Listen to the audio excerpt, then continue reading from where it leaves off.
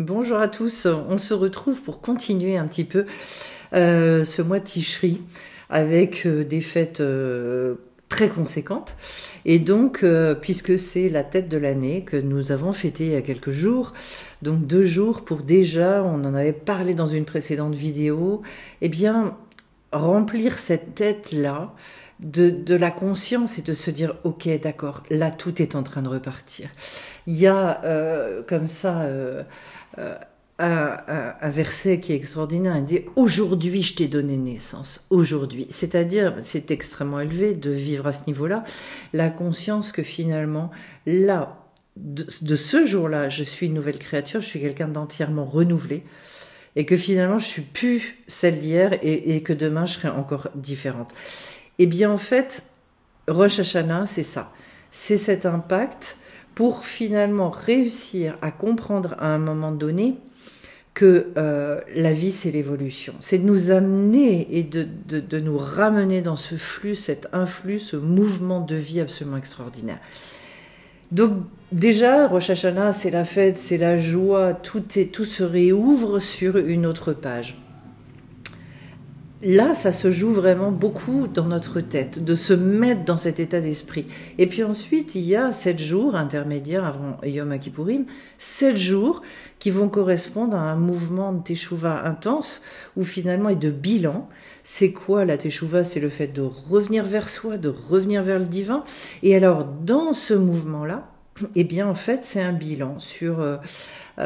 déjà, toutes les choses positives aussi, c'est important de le faire, mais également tout ce qu'on veut véritablement retirer comme vieux habits, vous savez, une fois de temps en temps, eh bien, on va dans nos placards et on se dit, bon, qu'est-ce que j'ai pas mis depuis je sais pas combien de temps, qu'est-ce que je mettrai plus, et on enlève. Pourquoi je parle des vieux habits? Ça n'est pas anodin, parce que l'habit, c'est ce qui nous représente. Et donc, en fait, c'est une occasion, ce mois de Tishri, de changer de garde-robe intégralement. Voilà. Une garde-robe qui va beaucoup plus correspondre à ce que l'on veut et à notre essence profonde. Autrement dit, si j'ai certains comportements qui me gênent dans ma vie, comme par exemple des comportements où je suis sujet à la colère, où je suis sujet à une addiction, où je suis sujet à trop de gourmandise, où j'ai envie de faire évoluer certaines choses parce que j'ai envie d'accéder à beaucoup plus de liberté, eh bien, je fais teshuva là-dessus, je reviens vers mon essence en me disant, mais c'est quoi mon essence profonde en fait? Et mon essence profonde, c'est peut-être plutôt d'être un gourmet qu'être un gourmand. C'est peut-être plutôt de manger la nourriture justement dans cette conscience. Qu'est-ce que je vais chercher là-dedans? Et si j'allais chercher toute autre chose que de la consolation ou du... Voilà. Et donc, de pouvoir... à un moment donné, vivre beaucoup plus en lien avec notre identité profonde. Quand on parle d'essence, on parle de notre essence, qui est une essence divine. Et donc, par nature, par définition, par confection, cette nature-là, elle est libre. Elle est libre, mais elle est entourée, enserrée dans un degré d'âme qui, lui, en revanche, a besoin d'accéder à la liberté. Et c'est pour ça qu'en fait, à Yom Kippour, qui arrive juste derrière, eh bien, c'est le jour de la liberté. Alors, on a eu 7 jours... Et je vais expliquer pourquoi. Une libération qui s'opère. On a eu 7 jours et puis c'est le 8e jour. 7 correspond au chiffre qui correspond à notre monde. Autrement dit, le 7, il est limité par nature, il est enchâssé dans... Voilà, il y a 6 directions. Le 7 représente le centre de ces 6 directions. Et le 8e jour, ça va être Yom Kippourim, qui va être un jour... pour finalement tout nettoyer, tout balayer, tout et repartir sur une page qui va être entièrement vierge. Et ça, c'était une chose qui ne va pas s'opérer par nous-mêmes. Et c'est pour ça qu'en fait, tout dépend de la Emouna que nous avons. C'est-à-dire, en fonction de la Emouna, je vais faire cette démarche-là de déposer tout ça. De la même manière que quand moi, il y a des vêtements que je ne veux plus porter, je les dépose dans les lieux prévus à cet effet et j'ai la émouna qu'effectivement, il y a des gens qui vont venir les prendre pour en faire ce qu'ils doivent en faire et que et je me pose plus la question. Eh bien, de la même manière, même si ça paraît très basique l'exemple que je prends, mais c'est de ce niveau-là, c'est aussi entre guillemets simple que ça. Donc plus je vais amener et plus je vais me réjouir d'amener tout ça devant le Créateur, et plus je vais avoir la émouna, et plus je vais me dire c'est bon, allez, tout ça c'est derrière moi. Une vraie teshuva, une teshuva extrêmement sincère, c'est-à-dire un engagement aussi à se dire maintenant je fais évoluer les choses et donc je veux plus vivre de cette manière-là. Et plus on a fait teshuva au fur et à mesure de l'année, parce que vous imaginez bien qu'on ne fait pas ça 7 jours par an, mais en tout cas là il y a un côté solennel, puisque il y a un effacement total, complet à Yom Kippourim. Pourquoi je parlais de liberté? Parce que vous imaginez bien, en fait, le plus grand poids qu'un homme porte sur ses épaules, ce sont tous ses regrets. C'est quand il se rend compte qu'effectivement, il n'a pas pu agir à la hauteur et en réel lien avec sa volonté profonde. Et ça, ça l'attriste énormément. Ça constitue un poids terrible. C'est-à-dire qu'aujourd'hui, si on vous disait, eh bien, je viens, et en fait, tous les événements passés, moi, je les efface, je les raye complètement, ils sortent complètement de ta mémoire, et c'est fini. Ou alors, même s'ils sortent pas de ta mémoire, tu n'en éprouves plus ni honte, ni peine, ni souffrance, ni rien. Eh bien, Yom Kippour, c'est exactement ça. Et c'est un entraînement en réalité, parce que plus on va s'entraîner à le faire, et plus on va recevoir ce degré du 8. Pourquoi je parlais donc de liberté? C'est parce que à Yom Kippour, c'est là où ont été données les deuxièmes tables, les tables de la loi. Et il est dit à propos des tables de la loi qu'elles ont été gravées sur de la pierre, chirut. Et que en fait les sages disent, il ne faut pas lire chirut, il faut lire chirut, qui en fait signifie liberté. C'est-à-dire que j'ai une remise en liberté totale, parce qu'en fait, mon ardoise, elle est effacée. Et donc, en fait, à partir du moment où je fais ça, où je le fais, je dirais, un minimum consciencieusement, ça signifie que derrière, tout est fini. Et donc, je peux repartir comme si, effectivement, aujourd'hui, on m'avait donné naissance. Donc, je dirais que tous les possibles se réouvrent et tout ce poids de ce qu'on se traîne, eh bien, disparaît. Et c'est dans cet état d'esprit, c'est dans ce but-là qu'il faut aller rechercher ça, pour finalement être capable, après, de revivre une vie spirituelle, de retrouver notre essence. Pourquoi c'est si important aussi? Parce qu'en fait, à chaque fois qu'on s'éloigne de nous-mêmes, pourquoi il y a cette notion de teshuva dans la tradition hébraïque? Parce qu'en fait, on dit qu'un homme, il ne peut fauter qu'à partir du moment où, en fait, il est plus lui-même, il s'est éloigné de lui-même, parce que dans son essence, il est incapable de le faire. Et donc, en fait, voilà pourquoi cette histoire de Teshuvah est si importante dans la tradition hébraïque, parce qu'en fait, on n'arrête pas de s'éloigner et de revenir. On dit, ah mais non, je reprends conscience, je me reconnecte à nouveau à mon essence, et tout le mois de Tishré, c'est ça, c'est de se reconnecter à cette essence, à cette lumière, et d'essayer de ne plus s'en éloigner, ou alors le minimum. Voilà. Pour que, finalement, l'ardoise, elle reste le plus propre possible. C'est pour ça que la teshuva, vous vous doutez bien qu'elle n'est pas valable que sur ces 7 jours, parce que sinon, ce serait très long d'attendre l'année qui suit. Mais là, de le faire tellement en conscience et avec cette évidence que c'est un jour, c'est un rendez-vous spécifique dans le calendrier, où on dit, ce jour-là, c'est grand blanchiment, grande remise à zéro pour tout. Donc, ce qui s'est passé, ce qui s'est produit à Rosh Hashanah, plus dans la tête, dans la joie, à l'idée d'eux, qui a lancé les événements, qui a lancé, je dirais aussi, les solennités, eh bien, a nécessité aussi de la part de l'être humain des efforts. Ces efforts-là de conscientisation l'amène à pouvoir déposer tout son paquet. Et quand il dépose son paquet, tout est remis à zéro. Et derrière, il y a encore 4 jours qui vont se produire pour que derrière ce jour de Yom Kippourim, donc jour de grand effacement, eh bien, il y ait les 4 lettres du tétragramme qui descendent les unes après les autres pour engager la fête de Sukkot. Et Sukkot, c'est une fête qui... je vais moins parler dans cette vidéo, mais pour vous donner l'idée globale. À Sukkot, on va vivre dans une souka. Voilà.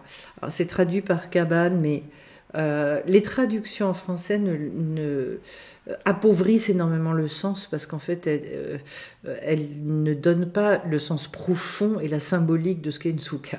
En tout cas, toute la symbolique, c'est cette fois-ci de revenir à la matière déjà, puisque la souka, c'est quelque chose qui est fait avec du végétal. C'est une fête, d'ailleurs, on utilise beaucoup le végétal, puisqu'on va prendre aussi 4 sortes de végétaux qu'on appelle le loulav, et puis un étrog, etc. Et après, on va se servir de ce loulav dans la matière. En tout cas, cette fête-là, elle nous ramène à la matière. C'est-à-dire qu'on a pris durant Yom Kippour, on a pris une douche, un bain absolument incroyable de lumière pour tout nettoyer. Il fallait ce nettoyage-là maintenant pour laisser descendre la lumière dont on va pouvoir se gaver, se gorger, s'entourer, hein, comme l'idée de la souka qui entoure littéralement l'être humain, et pour pouvoir observer et recueillir toutes les étincelles de lumière qui sont envoyées à ce moment-là. Donc en fait, se renourrir dans la matière de manière extrêmement concrète de tout un tas de lumière du divin pour nous regonfler et pour recréer cette association-là, véritablement, avec Hachem, avec Dieu, pour repartir finalement regonflé en Emouna, regonflé dans la confiance qu'on place dans la vie, dans la joie, de réouvrir tout un tas d'espoirs qui parfois avaient disparu. Parce qu'en fait, on se rend compte aussi que, même si nous, on ne considère pas ça comme une faute, mais selon les sages, être dans la résignation, c'est une grave faute. C'est-à-dire, en fait, non, on n'a pas le droit de se résigner. Il faut y aller, il faut continuer. La Emouna, et ça va avec le fait de toujours tout espérer. Et donc, on a à nouveau 8 jours après, donc 7 jours dans la souka, etc. Bon, et que cette fête-là, je dirais, c'est une fête très doudou, très cocon, où on est en pleine sécurité, mais qui va induire un message spécifique, c'est bouge, sors de ta routine, ne te contente pas je dirais, oui, ne te contente pas de quelque chose, de certaines habitudes. Non, demande plus, va au-delà. C'est-à-dire, en fait, c'est une grande injonction pour nous dire, maintenant, il va falloir que tu acceptes la vie. En sachant que la vie, eh bien, dans sa définition première, et une chose qu'on peut constater tous, c'est que la vie, c'est déjà le mouvement. C'est-à-dire qu'en fait, c'est un flux ininterrompu de lumière qui nous fait vivre à chaque instant, à chaque instant, à chaque instant. Qu'est-ce que moi, je vais faire de ce que je vais prendre là-dedans ? Comment je vais alchimiser ça ?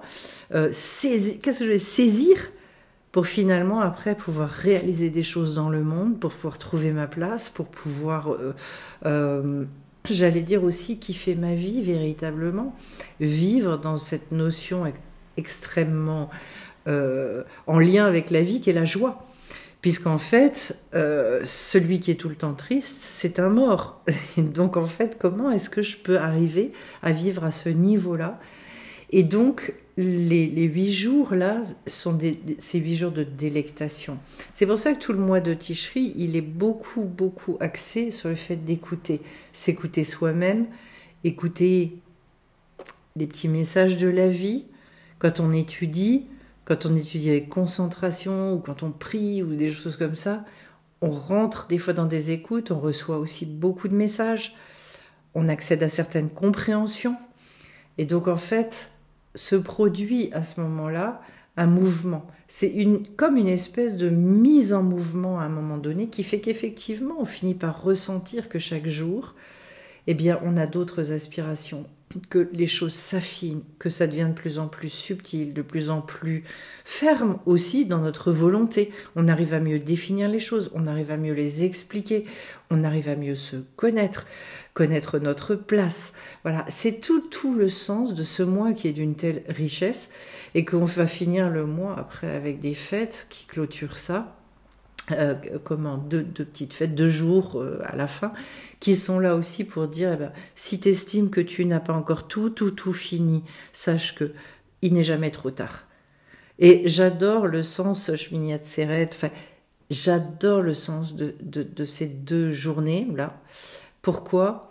Parce qu'en fait, c'est comme si on nous disait, tu peux, toi, avoir l'impression, j'ai oublié ça, zut, il n'est jamais trop tard.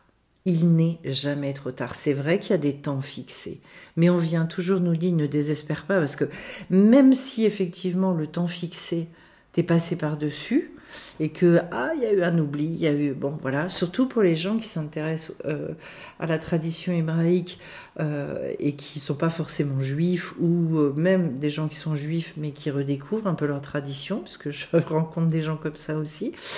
Eh bien, en fait, qu'est-ce qui se produit à ce moment-là ? Hachem vient et dit, ne vous en faites pas, parce que même pour les retardataires, même pour les oublieux, les têtes en l'air, eh bien, je vous oublie pas. Et les portes, en fait, elles seront jamais fermées. Là,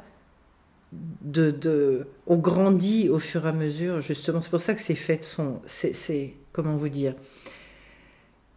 c'est une vraie bénédiction parce que au fur et à mesure qu'on s'inscrit là-dedans, dans la symbolique, dans les temps qui sont fixés, on profite, on bénéficie, on remplit l'escarcelle. Et c'est bien ça dont il est question avec Sukkot, c'est-à-dire d'aller remplir tous les vides, tous les manques, pour qu'à un moment donné, en fait, on reparte et on a fait le plein, quoi. On a vraiment fait le plein. On a eu donc ce grand nettoyage et cette remise à zéro avec une page immaculée, et derrière, on va faire le plein de lumière. C'est pour ça qu'en fait, c'est un mois où quasiment c'est difficile de travailler dans la tradition hébraïque. Comme je vous dis souvent, je vous dis qu'avec toutes les fêtes qu'il y a, c'est pas toujours facile de travailler. Oui, il y a surtout ce mois-là, tout à fait en particulier ce mois-là. Mais en tout cas, et même si on n'a pas le temps, même si ce que vous mettez en œuvre, sachez que petit à petit, ça se développe, ça porte du fruit. Et même ceux qui découvrent tout ça, eh bien, c'est une graine qui est plantée dans la terre. Mais que cette graine-là, si vous l'arrosez après tout au long de l'année, elle va pousser, et elle va pousser. Et ça se fait, je dirais entre guillemets, malgré vous, si ce n'est qu'il faut effectivement l'arroser, il faut effectivement se préoccuper de la chose dans l'année. Mais en tout cas, sa croissance, son développement, c'est pas vous qui allez l'assurer au bout du compte. Et en fonction en fait de notre sincérité, en fonction du cœur qu'on met là-dedans, eh bien, on finit par avoir des fruits absolument extraordinaires. C'est-à-dire, c'est quoi le cœur que je mets là-dedans ? Ma sincérité, ça veut dire ma vérité. Si je cherche cette vérité, si je cherche à l'exprimer, c'est évident qu'on va me la donner parce qu'on n'attend que ça. Voilà. Donc un mois, je dirais, oui, c'est plus que riche, c'est un mois de prise de conscience extrêmement puissante, un mois d'enthousiasme finalement, ça ne cesse de nous enthousiasmer, plus on déploie, plus on ouvre, et plus on se rend compte, waouh, mais en fait, ce qu'on me propose, la vie qu'on me propose, pas celle que j'ai eu l'habitude de vivre, attention, la vie qu'on me propose, telle qu'Hachem me la propose, c'est quelque chose d'absolument magnifique. C'est merveilleux, c'est enthousiasmant, émerveillant. Oui, ça donne envie de se lever tous les matins. Voilà ce que je pouvais vous dire, et c'est ce que je vais vous souhaiter de découvrir et d'ouvrir et d'agrandir énormément durant ce mois Tishri. Et puis on se retrouvera avant la fin du mois malgré tout.